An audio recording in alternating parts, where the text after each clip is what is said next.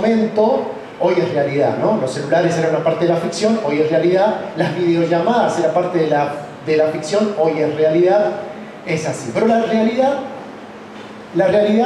es que más allá que pueden existir cuestiones de realidad virtual o no, la realidad es esta, ¿no? Estamos aquí, año 2024, siglo XXI, y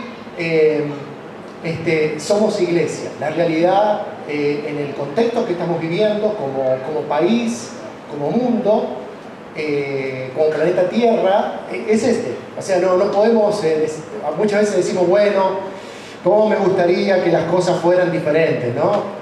¿Cómo me gustaría que las cosas funcionaran de otra manera? Pero es la realidad que nos toca. La iglesia, cuando uno lee la escritura y los evangelios y todo lo que sucedió en el primer siglo, era la realidad que les tocó a los cristianos de ese tiempo. Y para nosotros es la realidad que nos toca en este tiempo. Es decir, no podemos decirle a Dios, bueno, Señor, hacémela un poquito más fácil, ¿no? Es lo que nos toca. Es lo que nos toca y es la manera en que nosotros tenemos que enfrentar la situación, con las herramientas que Dios nos ha dado, con la sabiduría que Dios nos ha dado, con la fuerza del Espíritu que Dios nos ha dado para salir adelante. Y quiero compartir con ustedes lo que dice Hechos 2, 42 al 47, que dice que todos los creyentes se dedicaban a la enseñanza de los apóstoles, a la comunión fraternal, a participar juntos en las comidas, entre ellas la cena del Señor, y a la oración. Un profundo temor reverente vino sobre todos ellos y todos los apóstoles realizaban muchas señales milagrosas y maravillas. Y todos los creyentes se reunían en un mismo lugar y compartían todo lo que tenían. Vendían sus propiedades y posesiones, compartían el dinero con aquellos en necesidad, adoraban juntos en el templo cada día y si nos fijamos atención en los verbos que encontramos aquí, dice que compartían, dice que adoraban, se reunían en casas para la cena del Señor y compartían sus comidas con gran gozo y generosidad, y todo el tiempo alabando a Dios y disfrutando de la buena voluntad de toda la gente. Y cada día el Señor agregaba a esa comunidad cristiana los que iban siendo salvos. Un poquito lo que expresa aquí, un poquito un esbozo, un resumen de todo lo grandioso que estaba sucediendo en ese tiempo. Esta comunidad, la realidad de una comunidad de fe, la realidad de una comunidad que estaba viviendo en una experiencia en el Señor maravillosa. Esa era la comunidad de fe. Y quiero compartir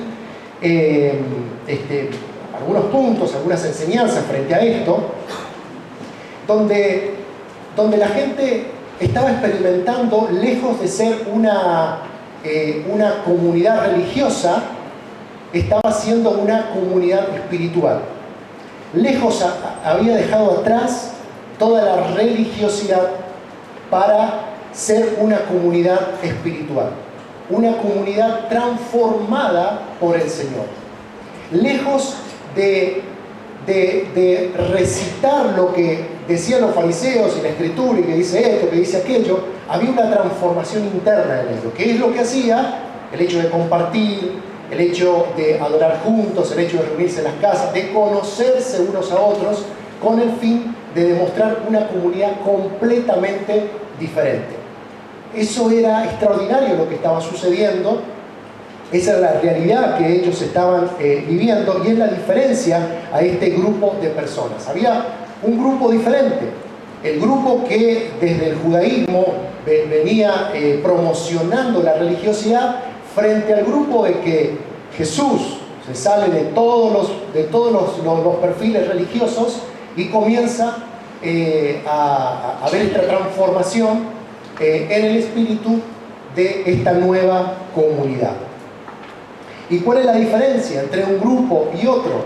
La diferencia es que Jesús estaba en el corazón de las personas. Jesús estaba en la mente de las personas. en el corazón, en las acciones. Todo lo que hacían era porque había una transformación. Siempre voy a decir, tenían mucha menos información teológica y bíblica de lo que tenemos hoy, pero había una transformación en ellos que les hacía hacer bien las cosas.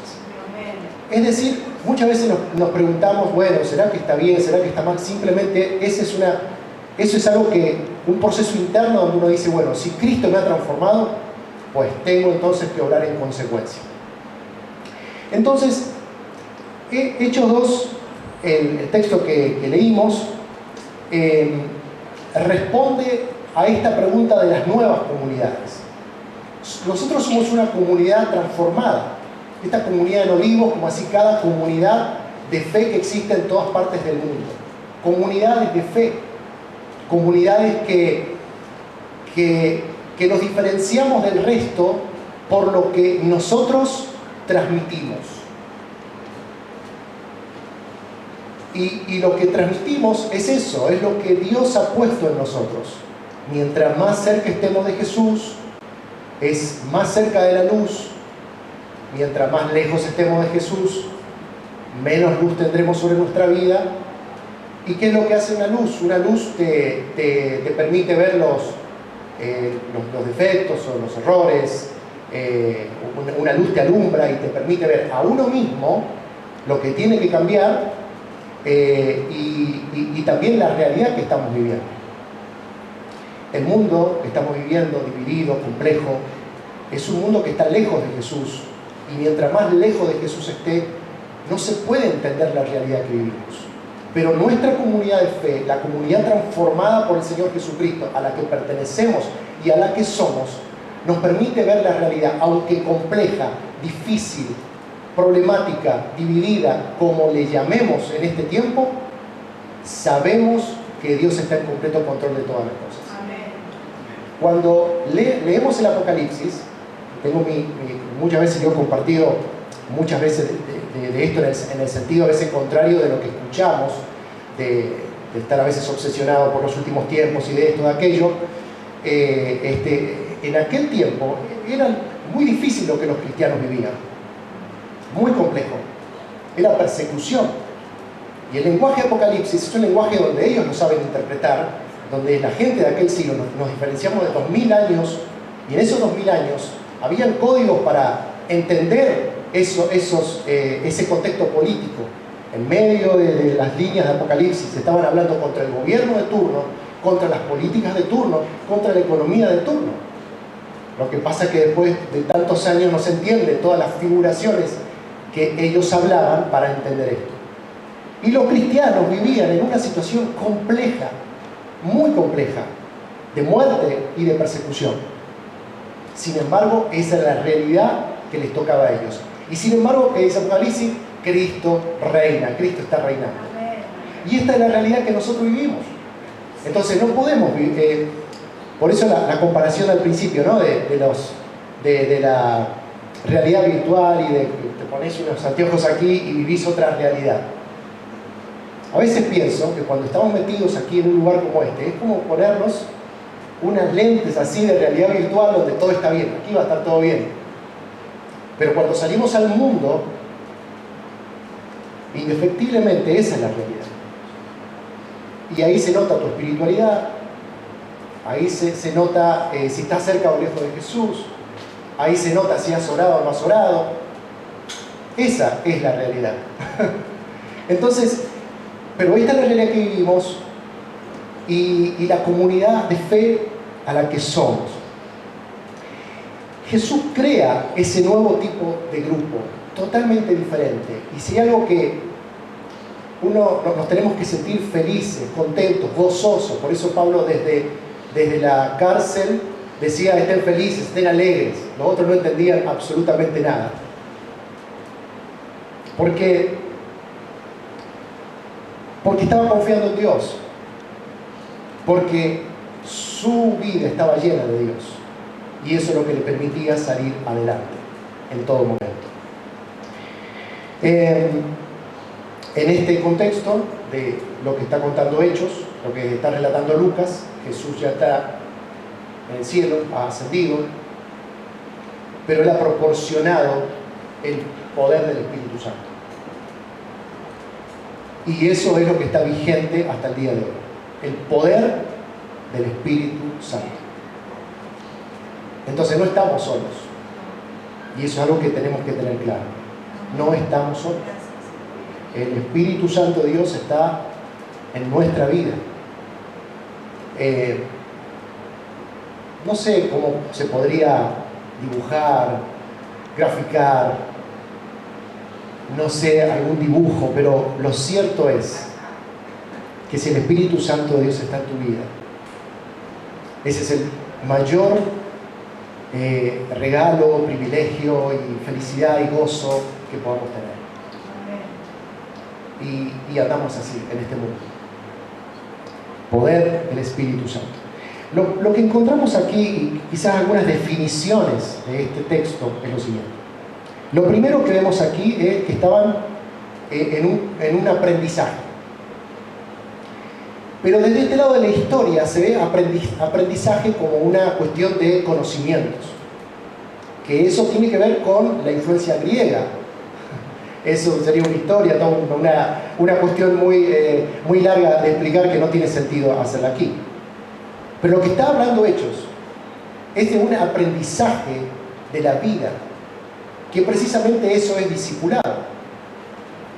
El hecho de discipulado tiene que ver con eso, de seguimiento. Uno de los mensajes era de eso, los mismos anteriores, acerca de seguir a Jesús. Era un aprendizaje de la vida, cómo vivimos en esta vida. Un aprendizaje. Entonces lo que está hablando aquí, que este nuevo grupo y esta comunidad de fe está aprendiendo cómo vivir en los valores del reino. Claro que para ser un carpintero necesito hacer un curso para ver cómo usar las técnicas de carpintería. Si es herrero, y no sé si es médico, saber todas las técnicas de cada profesión u oficio. Ahí sí necesitas ciertos conocimientos. Pero en torno a esta nueva comunidad de fe es completamente diferente. Somos una comunidad donde no nos tenemos que perder de vista que la función principal de la iglesia, y este texto termina diciendo, y el Señor añadía a cada uno de los que habían de ser salvos. Es decir, que nuestra función única como iglesia es que otros sean transformados por el poder del Evangelio. Esa es la función de la iglesia. No tenemos otra función. No tenemos otra opción más que cumplir la gran comisión. Nosotros hemos agregado muchas cosas. Está bien, agregar el ministerio que quieras, las actividades, los encuentros, como sea. Pero son agregados nuestros, sociales, culturales. Pero si nosotros olvidamos lo que es la gran comisión y lo que es que otras personas puedan llegar a conocer el mensaje de Jesucristo, seríamos como un simple club y un simple grupo de vecinos de diferentes lugares. Entonces, estaban comprometidos con esta enseñanza de transformación, sus vidas siendo transformadas, que estaban entrando en un proceso de toda la vida, porque todos estamos aprendiendo todo el tiempo. En este caminar, cuando el Señor te muestra lo que quiere con su vida y decís, sí, Señor, quiero seguirte, que una cosa es levantar la mano y otra cosa es seguirlo, lo seguís, y cuando lo seguís, estamos en un aprendizaje de toda la vida. Puedo decir que desde los 13, 14 años que entré en razón de lo que estaba sucediendo, aunque de chico fui a la iglesia, pero a partir de mi adolescencia ahí entré en razón de qué es lo que estaba pasando en mi vida, qué es lo que Dios quería, y a partir de ahí comencé a aprender del Señor. El aprendizaje de toda la vida. Y todos nosotros somos esos factores también de aprendizaje. Aprendemos. Las pruebas, las dificultades, cuando las cosas se complican, cuando no hay plata, cuando hay dificultades, peleas, muerte, todo aprendemos. incluso en una comunidad de fe, donde hay diferentes personalidades y temperamentos, aprendemos. Estamos todo el tiempo aprendiendo, hasta el día que el Señor nos lleve a su gloria, y no sé qué sucederá allá, eso lo dirá Dios en su momento, pero mientras tanto estamos aprendiendo cómo vivir, aprendiendo cómo interpretar los tiempos, y en definitiva Dios nos sorprende. De allí la dependencia de Dios, depender de Dios. Dependemos de Dios. Dependencia. Estamos allí en oración, buscando de Dios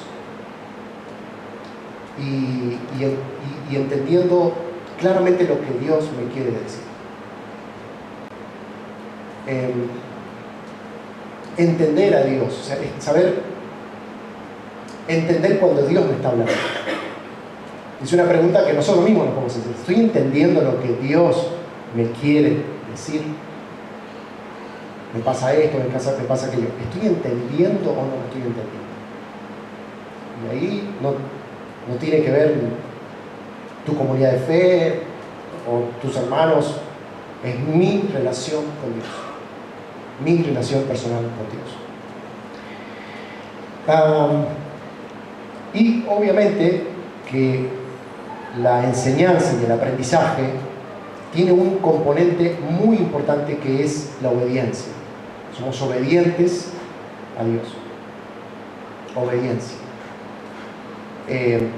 Cuando seguimos a Jesús, la condición es, yo una vez dije, ir al ritmo de Jesús, pero ir al ritmo de Jesús requiere obediencia, porque si no sos obediente, te vas a ir para cualquier lado. Necesitamos ser obedientes. Y el otro punto importante también, que tiene que ver con el aprendizaje, la enseñanza que tenemos en las comunidades de fe, tiene que ver que este aprendizaje no es que estamos siguiendo a una persona. Estamos entendiendo que este aprendizaje tiene la investidura de la autoridad de Jesús. Eso es lo importante. Es ser amigo de Jesús, es la autoridad de Jesús frente a la enseñanza y el aprendizaje. Hoy por hoy es muy común, a veces, compartir frases y todo de diferentes personas contemporáneas, pero lo más importante es que cuando uno aprende, el aprendizaje en el fondo y la esencia misma y el olor de un aprendizaje tiene que tener el olor a Jesús. Porque puede tener el olor a una doctrina, que ustedes saben, como evangélicos hay diferentes doctrinas, diferentes interpretaciones teológicas, pero nosotros nos tenemos que guiar si esa frase o esa enseñanza tiene olor a Jesús. Porque si no tiene olor a Jesús, esa enseñanza nos puede llevar para cualquier lado. Uno sabe diferenciar, ¿no? Lo que es verdadero o lo que es falso. O como se dice, lo que es trucho. Te das cuenta cuando algo es trucho. La originalidad del aprendizaje en la palabra de Dios es que la palabra de Dios, cuando oro en la palabra de Dios, algo va a suceder en mi vida. Y eso que sucede en mi vida va a ser para siempre. Va a ir transformado para siempre. Tenemos la misma enseñanza de hace más de 2000 años, es la misma enseñanza, no cambió. Es exactamente lo mismo. Y por eso, qué importante es explorar y explorar en esta profundidad de la enseñanza y el aprendizaje de Jesús para nuestra vida y para la transformación nuestra. En segundo lugar, otro punto importante que muestra aquí, que ellos estaban dedicados a la comunión los unos a los otros. Es muy importante que estaban, entre ellos denotamos que se conocían. ¿Por qué ellos fueron capaces de vender incluso algunas de las propiedades y darlas a los otros? Aquí a veces algunos no quieren hablar de este tema porque, uy, bueno, sí, puede ser de determinada línea política, ¿no? Pero bueno, estamos alejados de todo eso. El texto dice que se conocían tanto y conocían la realidad que eran capaces de sacar del dinero que tenían para darlo a los que más necesitaban.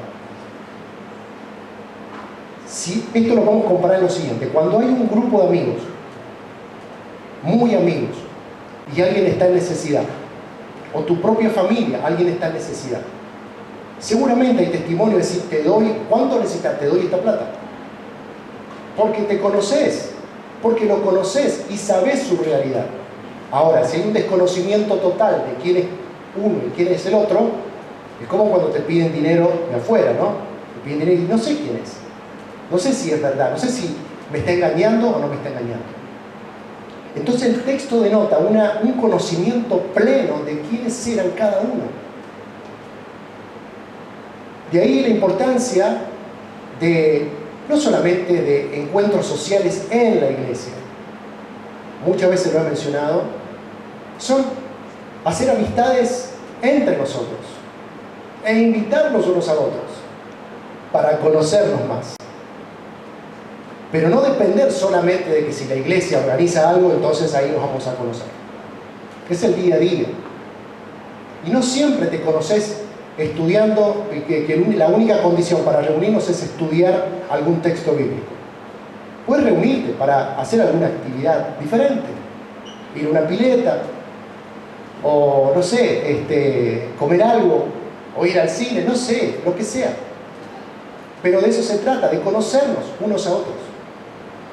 A veces, y lo digo con mucho temor, afuera, donde se supone que no conocen nada, encontrás esos códigos. Esos códigos, ¿por qué? Porque se conocen. Entonces son capaces de dar y sacar de su lugar algo para darlo al que está necesitando. Esto está diciendo la Biblia. No lo estoy sacando de ningún lado, lo dice el texto. Dice que estaban dando para los que más necesitaban. Entonces, dedicados a la comunión, eran de alguna manera socios de una aventura del reino. Les había tocado vivir esa situación política, económica, social, religiosa, en ese contexto, que la transformación del reino nos obliga a hacer así. Pero no que ellos no estaban siendo obligados en contra de su voluntad, porque cuando hay transformación, vos te sentís obligado, pero tu voluntad misma te empuja a hacerlo. No sufrís por eso. Ahora, cuando alguien te obliga a hacer algo, ya es diferente. Es decir, podés venir a este lugar obligado. Y lo peor que puede ser es ir a un lugar obligado. ¿Cuántas veces en temas de trabajo te invitaron a un lugar porque tenías que ir de compromiso, ¿no? Decís, no me gusta, y no me gusta el ambiente, y tuviste que ir obligado, y es lo peor que te puede pasar, ir a un lugar obligado. Imagínense en un contexto como este, ¿no? Bueno, si están aquí es porque nadie los obligó, están las puertas abiertas, está todo. Pero estar en un lugar obligado es lo peor que te puede pasar. Pero cuando tu voluntad, como consecuencia de la transformación en Cristo, te dice que hagas algo, entonces te sentís pleno. Y era algo natural entonces, dice que comían juntos, entonces un poco lo que yo expliqué de la conducta que estaban teniendo y de cómo ellos se comportaban en este contexto. Tengo una anotación de lo que es nosotros, ¿no? En nuestro siglo, donde siempre estamos ocupados, donde nunca hay tiempo para nada, vivimos en tiempos rápidos. Quizás una de las características de los últimos tiempos sea eso, la Biblia dice, Daniel lo dijo, donde dice que la gente anda de un lado para otro, ¿no? De un lado para otro. Apurados. Y siempre con la agenda llena y que nos faltan cosas. Y en este tiempo Cuando la gente descubrió el Zoom, ni te cuento. Que Zoom para acá, que Zoom para allá, van a reuniones presenciales, te vuelves loco. Y a veces es difícil pasar tiempo juntos. Y necesitamos, y como iglesia lo promovemos. Día domingo es un día del Señor. Los tiempos se complican. Y yo veo la proyección de aquí a 20, 50 años más. La influencia cristiana hizo que el domingo sea el día del Señor. Recuerdo de niño, día domingo era tan domingo que estábamos en la mañana y en la tarde. Los más grandes se podrán recordar. Sí, era así. Del 10 de la mañana ahí en la iglesia había un mensaje corto. Volvíamos a la casa a comer, a veces se quedaba en la iglesia y después volvíamos nuevamente al culto central. Era esa la manera. Entonces, el día domingo estaba dedicado al Señor. Entonces, como para analizar y estar abiertos y accesibles a lo que está sucediendo y cómo debemos de cuidar este tiempo juntos. La importancia de la iglesia es que la iglesia, así como decía que la enseñanza está relacionada con la autoridad de Jesús, podemos decir también que la iglesia misma, nosotros, estamos relacionados con la presencia misma de Jesús. Decimos que en este momento la presencia de Dios está aquí. Esa es nuestra convicción. No sé cómo Dios hace, porque nuestra mente no está capacitada para entender eso, pero la presencia de Dios está. Entonces, un ejemplo, cuando Jesús se le aparece a Saulo en ese momento, dice, Saulo, ¿por qué me persigues? Es decir, el contexto es, ¿por qué me persigues a mí? Pero él estaba persiguiendo a la iglesia.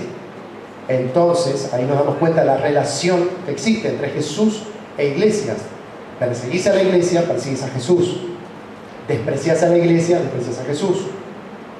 Decís, no tengo tiempo, me estás diciendo no tengo tiempo para Jesús.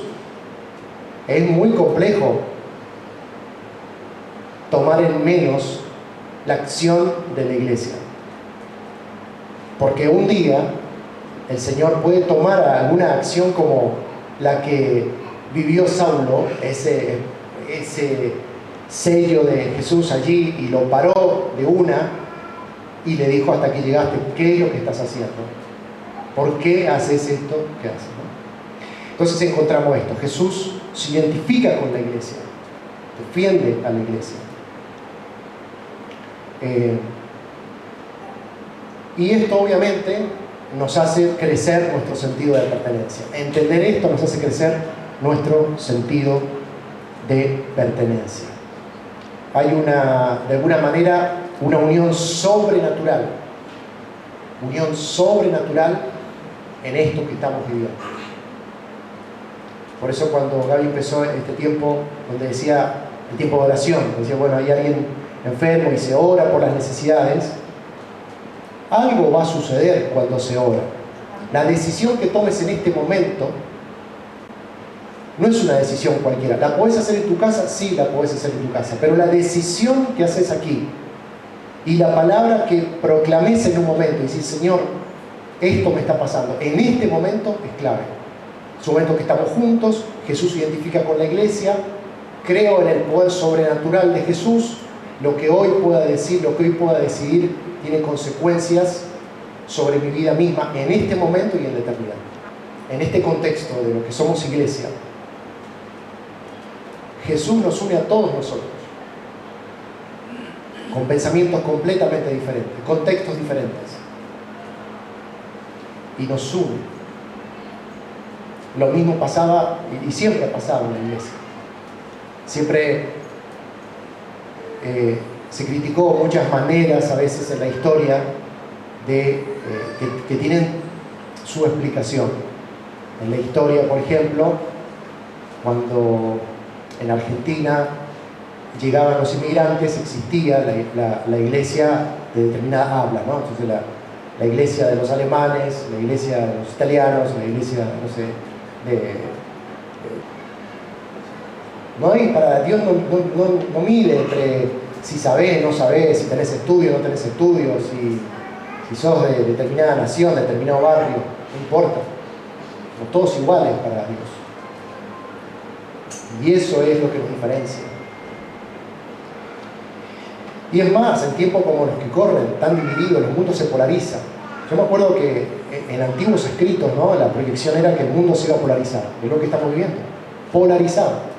Socialmente, políticamente. Uno piensa una cosa, otro piensa otra. La gente se pelea porque vos sos de tal línea, el otro de tal línea. Se pelean. Hasta los amigos. A veces no podés hablar de determinados temas porque saltan por vos pensar de determinada manera. Pero en la iglesia, Dios nos une a todos, sin importar lo que cada uno piensa en determinados temas. Entonces, lo que puede en el mundo ser enemigos, en Cristo todo se une. Y ese es el poder sobrenatural de la iglesia, de vernos a nosotros como si estuviera viendo a Jesús. Y esa es la realidad. La prueba sería para cada uno, ¿no?, si yo en el otro puedo ver a Jesús. Si yo al otro lo puedo ver como superior a mí mismo. Y no al revés, ¿no? Yo voy a ver superior y los demás allá abajo. Así es el mundo. El mundo, alguien se posiciona arriba y lo ves al otro abajo. En el reino es diferente. Entonces nos encontramos con eso. Hay un punto muy importante en este texto que hemos leído, lo que es la adoración. Encontramos aquí que esa comunión los acerca a Jesús y les permite adorarlo en todo momento. Están adorando, ellos se reúnen para adorar a Jesús. Y esto es lo que nos diferencia. Nuestras armas son diferentes. Tenemos la oración, tenemos la adoración, tenemos nuestro clamor en la presencia de Dios. Eso es lo que nos diferencia como pueblo de Dios que somos. Y dice que estaban juntos, participaban de la mesa del Señor, es decir, que literalmente comían y también recordaban lo que Jesús había hecho en la cruz del Calvario.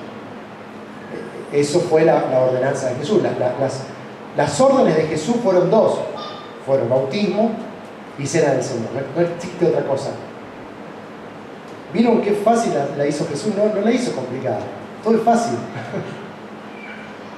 Entonces, bautismo y cena del Señor. Quien no esté bautizado aquí, obviamente que es una decisión importante. Porque Jesús lo dijo, no es una cuestión de la iglesia. Si alguien no está bautizado, ya mismo, en este momento, al final, tomemos nota, si es que es tu decisión, nadie te va a obligar.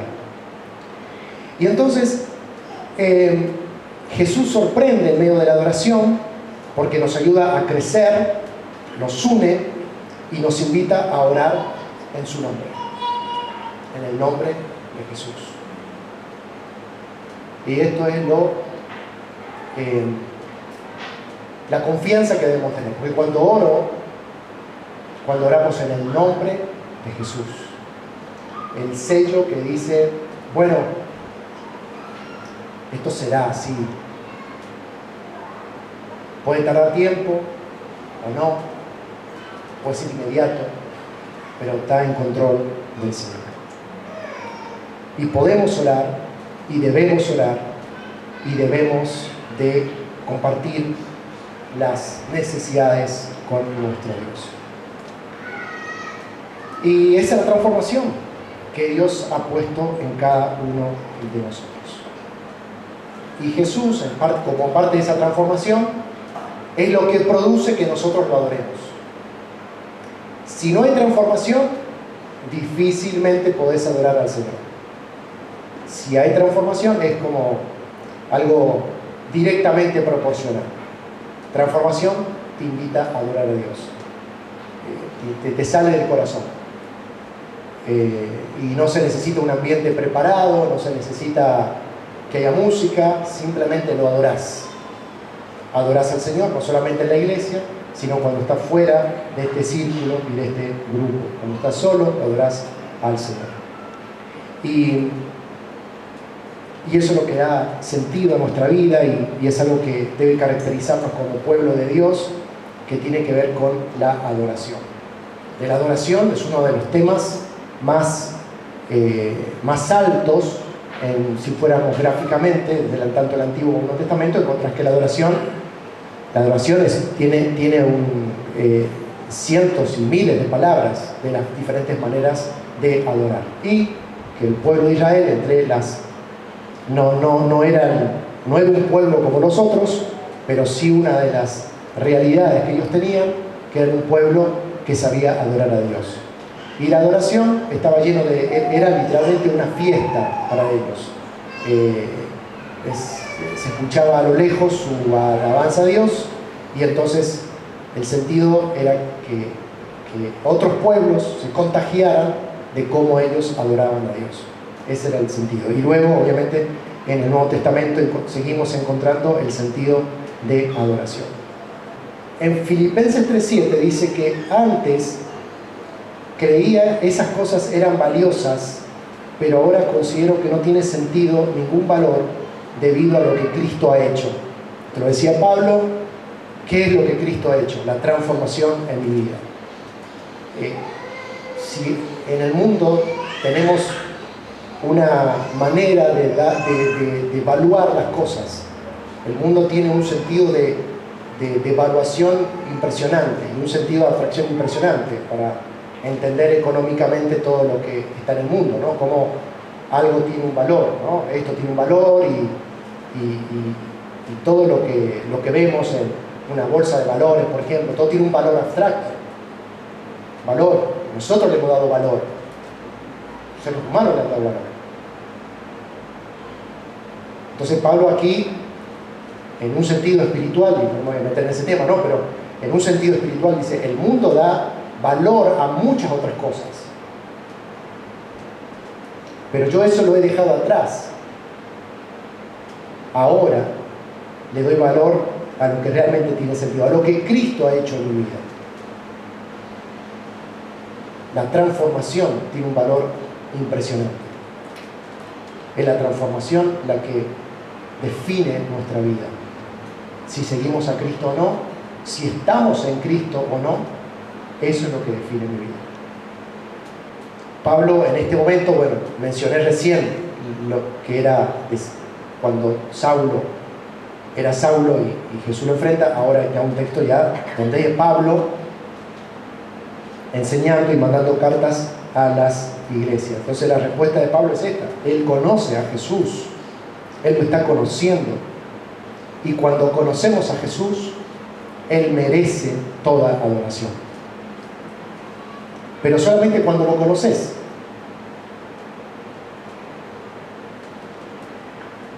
Cuando vos cuando hablas de alguna persona y alguien te pregunta cómo es esa persona, le vas a dar una característica, porque lo conoces.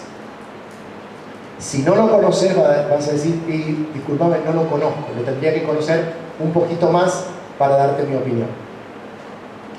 Y cuando alguien te habla de un amigo, decís, mira, ¿me podés dar referencia de esta persona? A veces en las entrevistas de trabajo se pide, no te llaman, realmente la persona nos dice, bueno, mira, te van a llamar al trabajo, por favor dame una buena referencia. Y si vos lo conocés, decís, sí, contratalo porque es puntual y no te va a dejar mal. Ahora, volviendo a Jesús, si no conoces a Jesús, ¿cómo vas a hablar de Jesús? No lo conoces. No puedes ni siquiera hablar de Jesús, ni siquiera adorarlo. Ni siquiera a venir a congregarte porque tampoco le conoces, porque nos reunimos en el nombre del Señor Jesús. ¿Y quién es el Señor Jesús?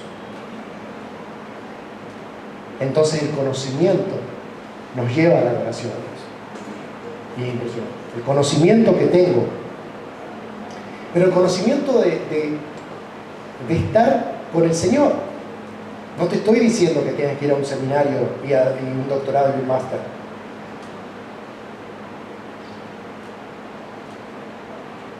Yo fui a un seminario, sí, lo tengo. El conocimiento. Pero el mayor conocimiento lo tengo de las horas que uno pasa con el Señor y de las cosas que te pasan en la vida y aprendes del Señor. De eso se trata. Y eso es lo que el mundo necesita. Conocer a alguien que transforme su vida y de todas las pálidas que puede escuchar en este mundo y de tanta gente que toma decisiones equivocadas, que pueda tomar una decisión correcta en la de Jesús. En la semana conocí a una persona que me contó que frente a la crisis él intentó suicidarse. Lo que nos contó el pastor Pablo Ignoli de Operación Libre de Navidad, Uruguay, mucha gente que se suicida, y así en determinados sectores también de Argentina, por diferentes cosas de la vida, ¿no? Lo que la gente necesita es encontrarse con Jesús, y nosotros somos la iglesia, somos los embajadores. Cuando usted lea noticias difíciles, yo no lo veo como un tema de políticas y eso, es un tema de iglesia, es un tema de nosotros, de la transformación que nosotros tenemos que hacer en nuestra sociedad y en nuestro círculo primario y en los círculos concéntricos que van hasta una sociedad. Es la iglesia la que tiene respuesta frente a los temas tan difíciles que tienen envergadura política. Si la iglesia conmocionó y trastornó, como dice la Biblia, el mundo de aquella época, ¿por qué la iglesia no va a trastornar la iglesia en los tiempos en este siglo? Lo puedes hacer. Depende de cada uno de nosotros y nuestra convicción. De quitarnos nuestras lentes de realidad virtual y entender la realidad que estamos viviendo hoy, en este momento. Jesús es lo suficientemente grande como para encargarse de cualquier problema que pueda existir. El crecimiento es otro de los puntos que menciona aquí. Están siendo perseguidos, sin embargo ellos están dependiendo de Dios. No se menciona que ellos están evangelizando como quizás la iglesia del siglo XXI lo menciona, la evangelización, si lo hacemos, no lo hacemos. Ellos lo hacen de la manera natural. Y es el punto que yo me pongo a pensar, ¿no? Hacerlo de manera natural. A veces no es necesario mencionar las cosas, es hacerlo de manera natural. Pero nosotros hemos esquematizado todo. Hacemos esto, pero un punto, 2 puntos, 3 puntos. Es que nos damos cuenta que cuando leemos el libro de los Hechos, los cristianos era como una amalgama que no la podías disolver o separar. La adoración, la evangelización, la comunión estaba junto, como en ese café con leche. Bueno, el café y la leche son 2 cosas separadas, pero la juntada ya no lo puedo volver a separar. Era eso.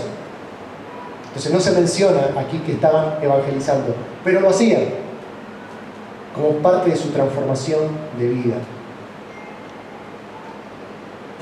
¿Ustedes creen que tenían técnicas de evangelización en esa época? Que decían, no, tenéis que hacerlo de esta manera.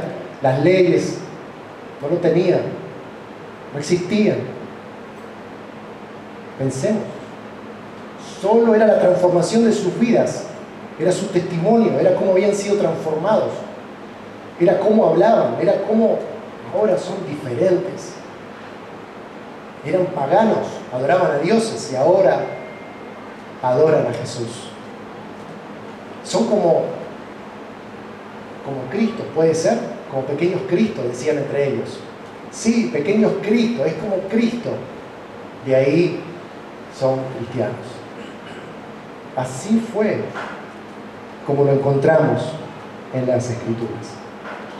En definitiva, yo quiero ir finalizando con esto y cierro con esto.